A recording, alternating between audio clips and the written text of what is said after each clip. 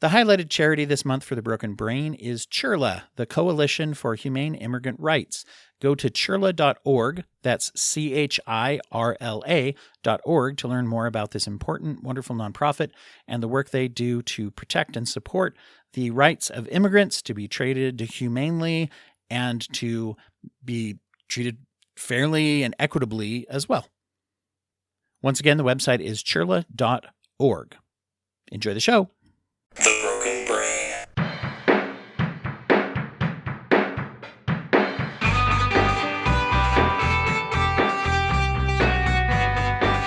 Recording in progress. Hey everybody, welcome back to The Broken Brain. This is Dwight. I'm here with you today, as always, to look at the intersection of psychology and culture.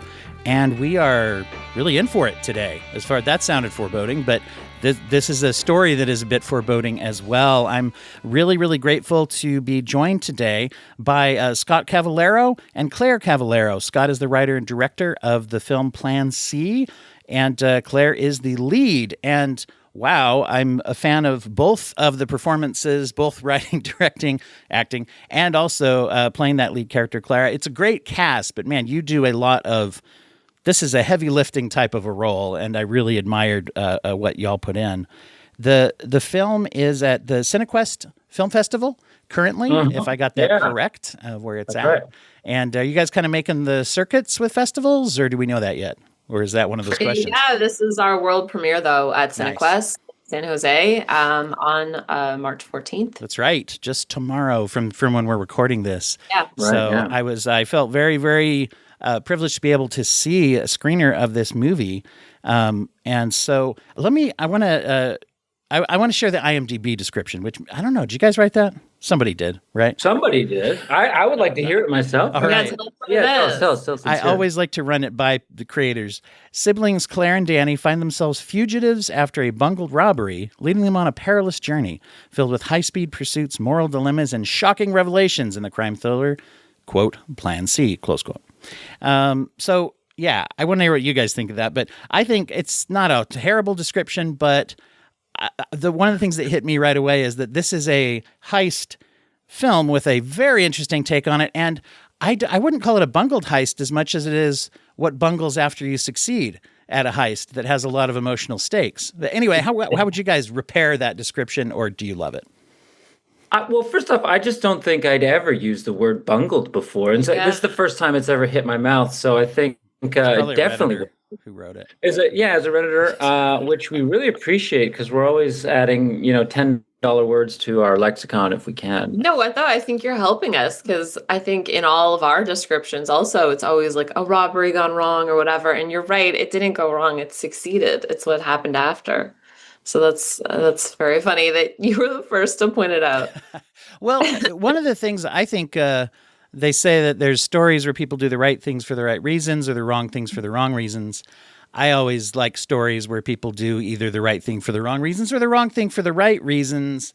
If we follow all that, I think the last one I said is what I would characterize this as: people doing maybe some bad things, but doing them for good reasons. What do you guys want to say about that? I won't get into plot any more than you will. What do you want to share about the concept of what is Claire in particular up to, and what do you want to tell people about that? Yeah, Claire, what are you up to? Claire, the character. We don't need to know what you're up to just in your private life, Claire. So if you want to share. I mean, start with The Hangover, Claire. Yeah, exactly.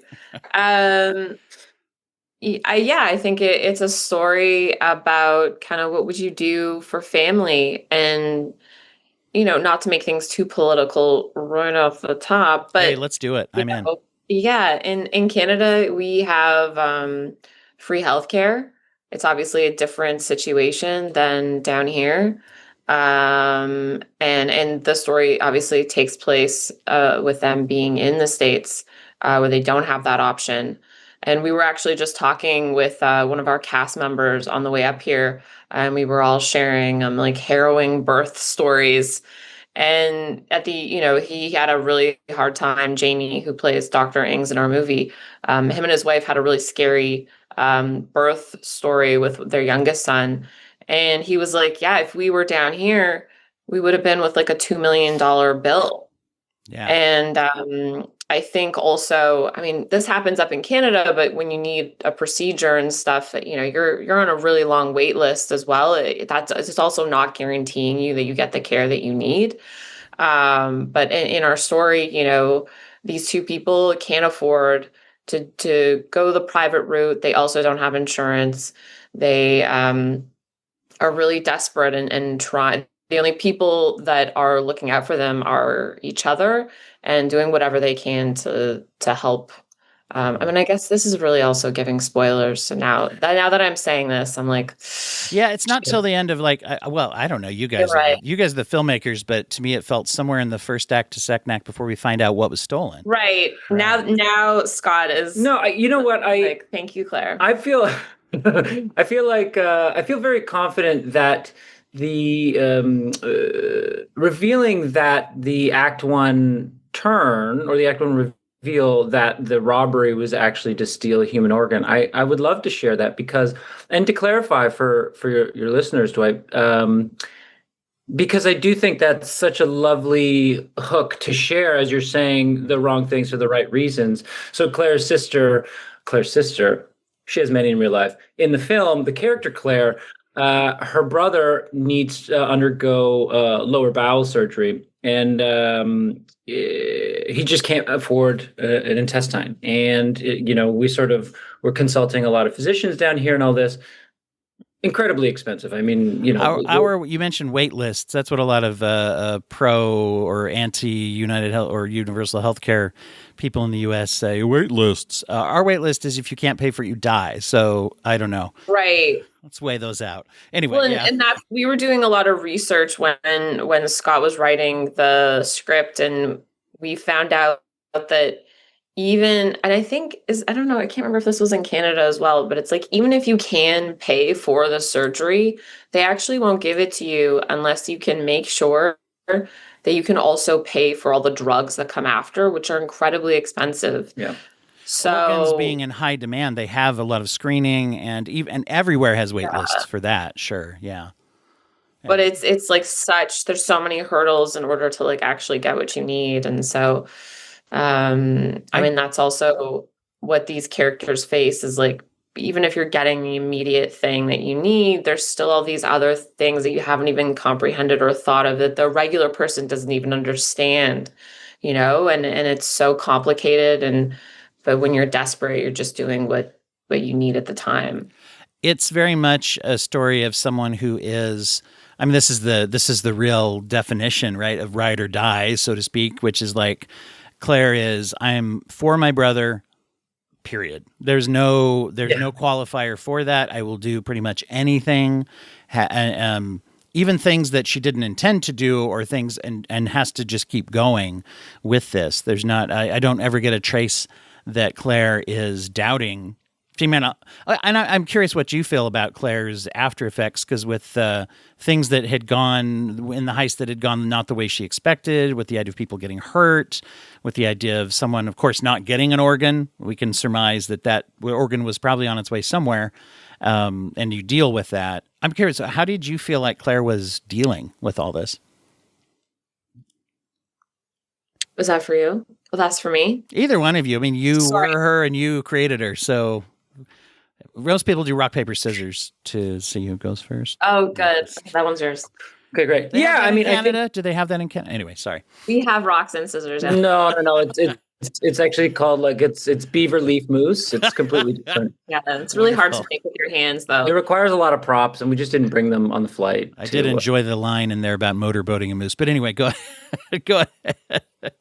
Thank you. You know what? That was a reshoot, and I was 9.5 months pregnant, and literally gave birth like the next week. Oh wow!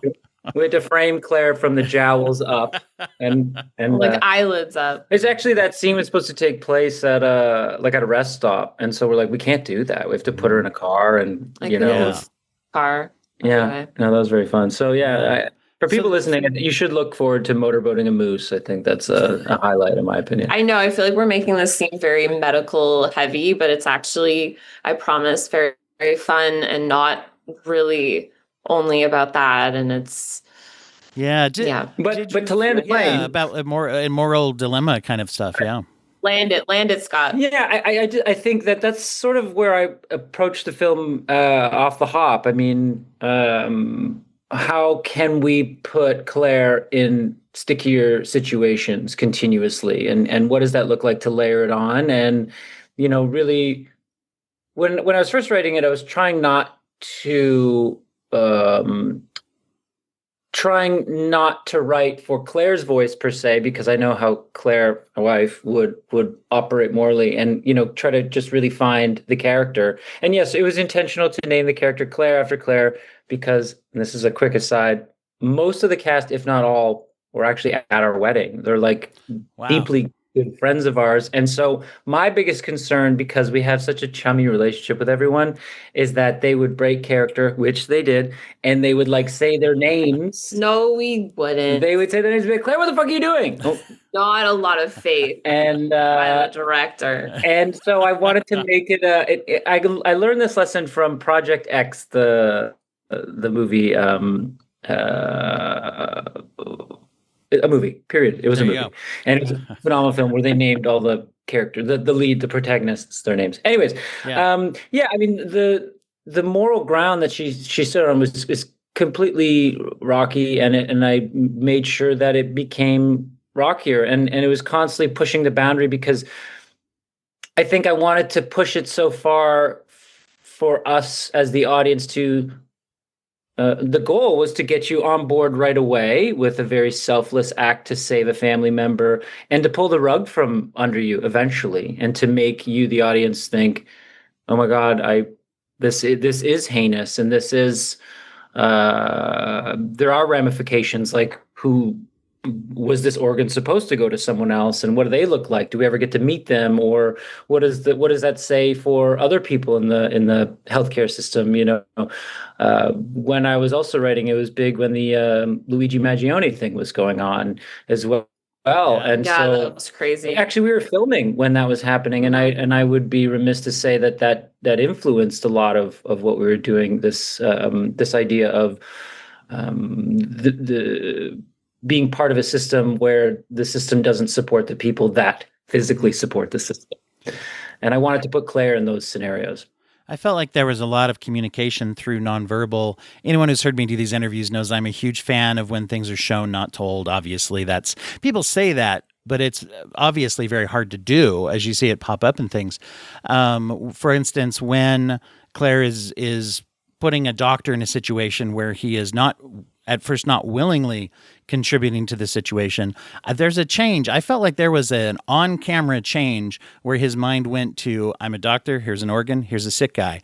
And I felt like I saw that. He never says that, but I see it, right? I saw it. So, I mean, there was a lot of just communication where you guys didn't rely on just saying stuff, which I thought was makes it powerful and also realistic, because I didn't get the idea that many of these characters were like, really in touch with the emotional language that they would use in a tricky situation that would be ideal communication, if that makes any sense. Was that a challenge in directing, trying to get that across, or acting? I mean, from my perspective, I think not really. I think it was great to have people that I really understood coming in, and I knew their work really well, and so I just trusted them. I don't know how you feel also, about my perspective. We were very lucky because Scott is an actor and was an actor for a very long time. And so having someone like that be a director, he knew how to really speak to us, but also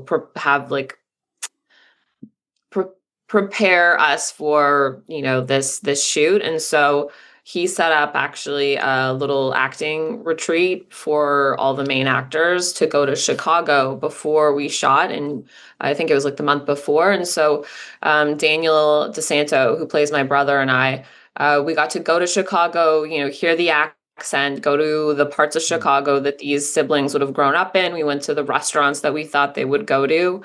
And we also did, with Jamie Spilchuk, who plays Dr. Ings, we did a lot of acting exercises and went on what is the subway called there? The Loop? The Loop. Is it the L? The L, I believe, in Chicago, right? Yeah. Yeah. So, I mean, that was really cool. ER correctly. Yeah.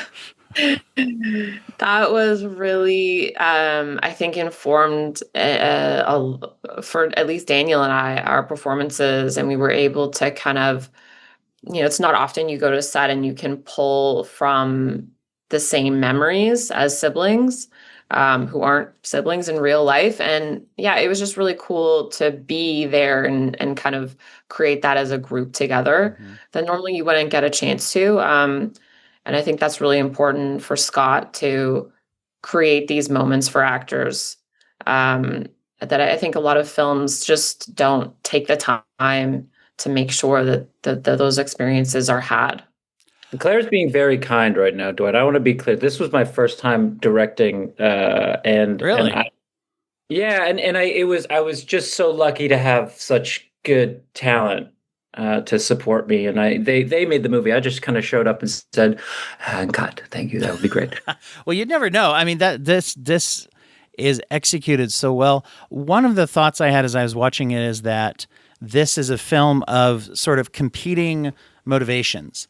Every character, and I mean every, was from what I was watching it, just about everybody on screen who had dialogue, I felt like I knew what they wanted, all the way down to other patients, even bystanders on the boat or whatever.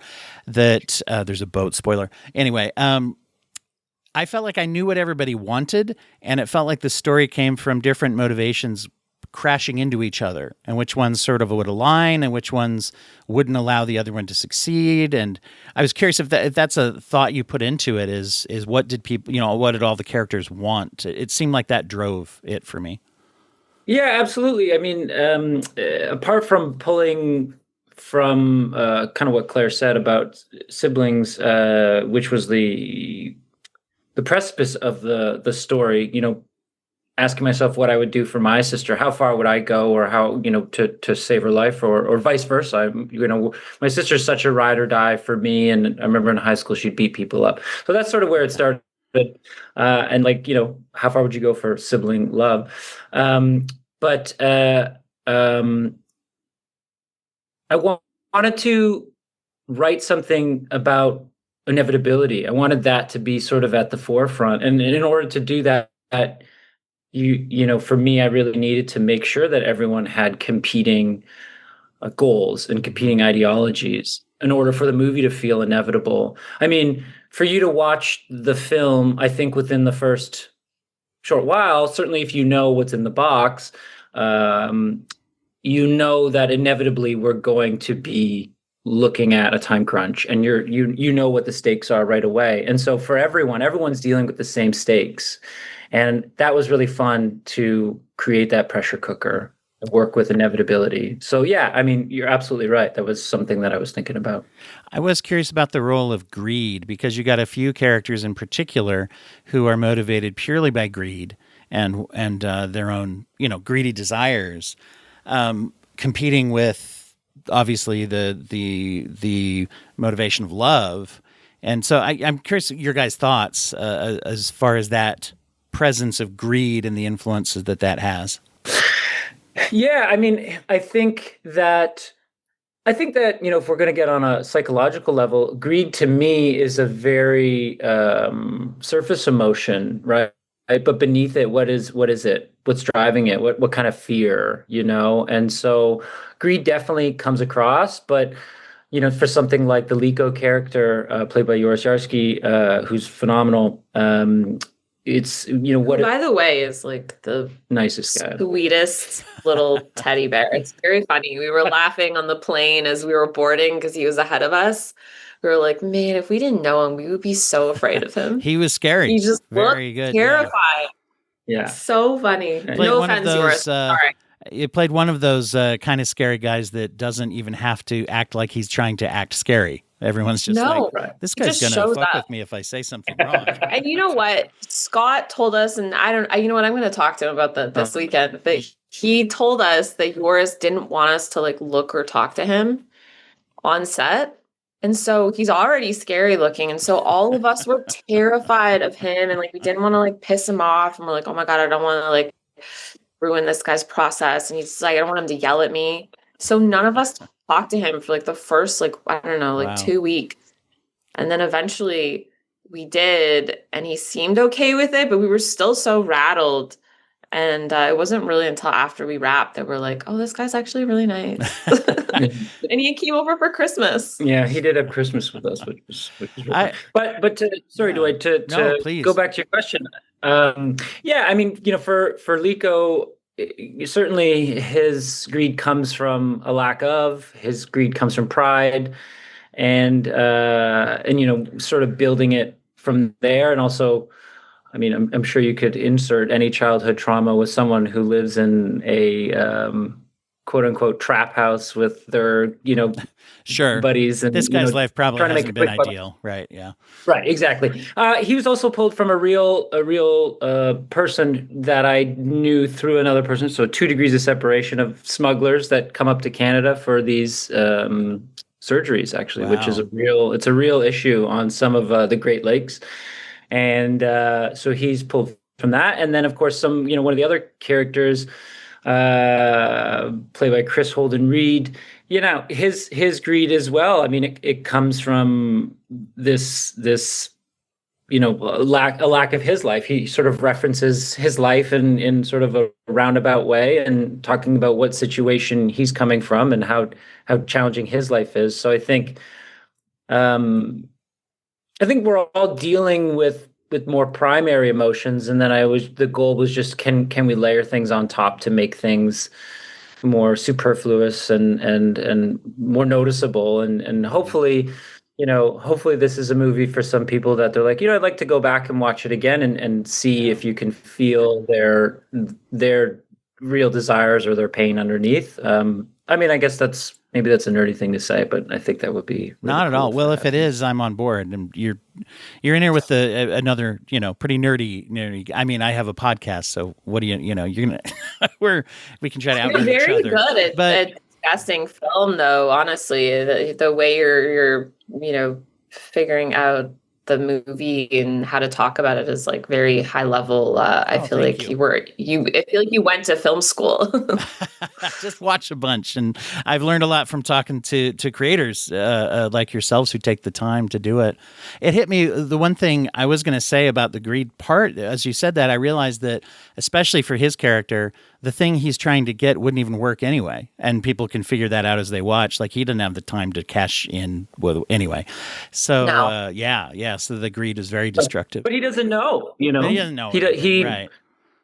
Huh. And that's also something that I wanted to, what I really admire about a lot of movies, more current movies. I would say like movies that are encroaching from independent going into more mainstream, like early Safdie brothers films or early Bong Joon-ho films, or even PTA films, early PTA films. You have all these characters that are doing things that have no qualification to be doing those things, and they're not even considering the ramifications of these things. And I find that to be so human and so cool, because we often do things without thinking of the end result. And likewise with Liko, he's only seeing red, or I guess green in that case.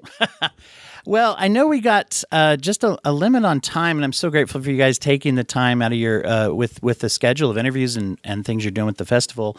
I want to give you guys a chance to tell everybody where can they follow the film, where can they specifically follow your work, the things that you're going to be up to. I mean, we were updating all the festival news and film stuff on our Plan C Instagram account, and it's Plan C the movie.